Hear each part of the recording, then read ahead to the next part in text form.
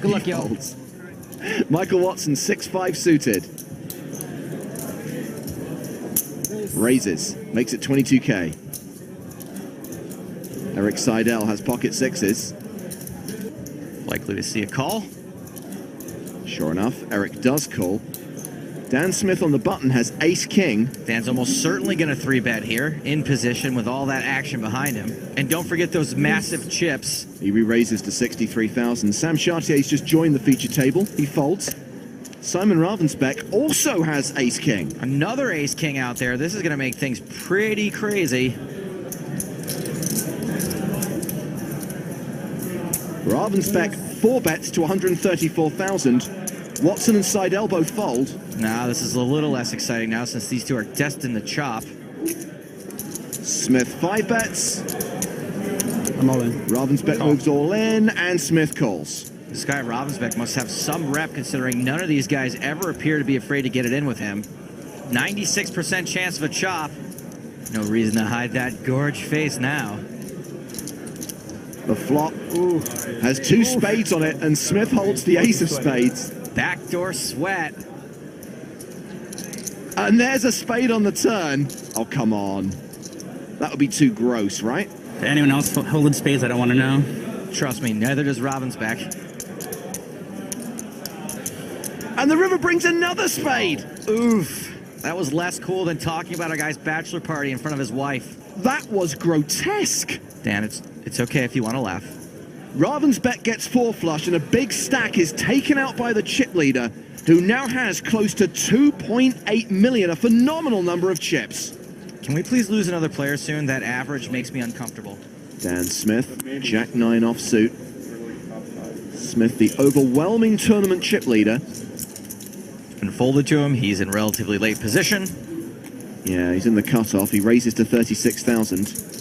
Gets rid of Kurzovic on the button. Kurzovic folds a dominating hand. JC Alvarado folds the small blind. Mike McDonald has Jack 10 in the big blind. Also has Smith dominated, but he is out of position.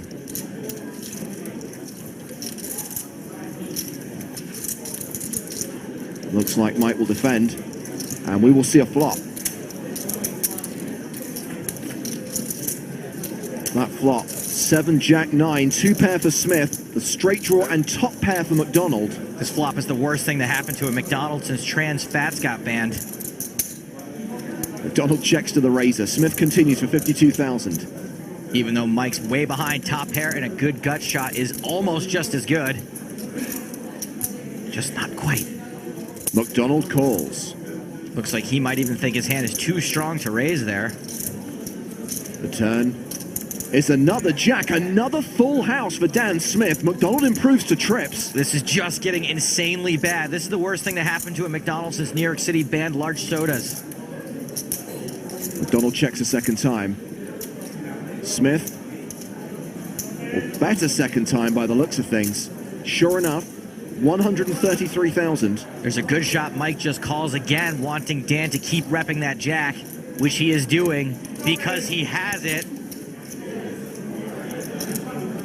How much is Mike McDonald going to lose in this hand? At least another 133,000. Yeah, he calls, taking us to the river. 462,000 in the pot. No 10 on the river. Smith still good. Let's see how Mike plays this. Does he lead the river and hope for a call? No, he checks the river and hopes for a bet. He's going to get it. He is going to get it. 371,000. That is a huge bet. Now Mike might be worried Dan's actually got a better jack. This is one of those polarizing bet sizes. Dan's not doing this with most of his non-nut value hands. Mike calls. Whoops. 1.2 million chip pot will slide across to Dan Smith. There's really not much you can do there. You gonna fold 3 jacks? No. Hand was just a cold deck. The worst thing to happen to a McDonald's since heart disease. Dan Smith is now playing nearly 3.5 million. He has more than 3 times the tournament average. He's riding the chip train up Cha-Ching Mountain. Programming on the Discovery Channel. Blinds at 8,000, 16,000 with a 2,000 ante. Action has been folded around to Iñat Liviu. The Romanian pro has pocket tens. And he is raising, makes it 32,000. Ryan Kamaya folds. Steve O'Dwyer will pass the Jack 8. Woof. 8-7 suited for JC Alvarado. On the button, yum, yum. If this hand looks delicious, then being in position is like looking at its picture on the menu. Alvarado will call. Litvinov gives up the small blind. Dan Smith in the big blind as Queen 6 suited. Dan's getting good pot odds. A call here would be borderline if he didn't have all the chips in the universe, but he does, so it's totes fine.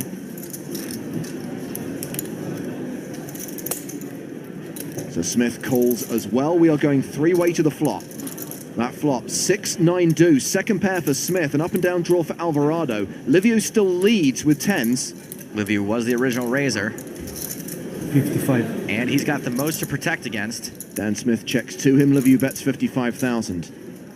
I don't know that this bet will get either of these players to fold, however. Alvarado calls. Liviu's actually got 2 blockers to his hand.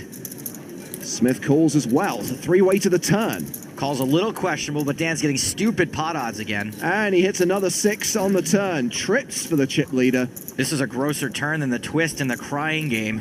JC is now dead to 4 outs. Dan all but locks his hand up, and no one's really likely to think this card changed anything. Dan checks a second time. Liviu bets a second time. 125,000. Action on Alvarado. He's getting a decent price to chase his straight. Meanwhile, Dan's got a super disguised monster. Alvarado calls. JC was getting an even better price, assuming Dan comes along for the ride. And spoiler alert, he's not folding. But is he raising? No, he's calling. Dan overcalls on 3 streets. Gotta wonder if anyone's spidey sense is tingling yet. Three-way to the river, which is another 6. This is the second time in the tournament that Dan Smith has had quads. The second time today. All pairs now have full houses, just like Liviu over there has got.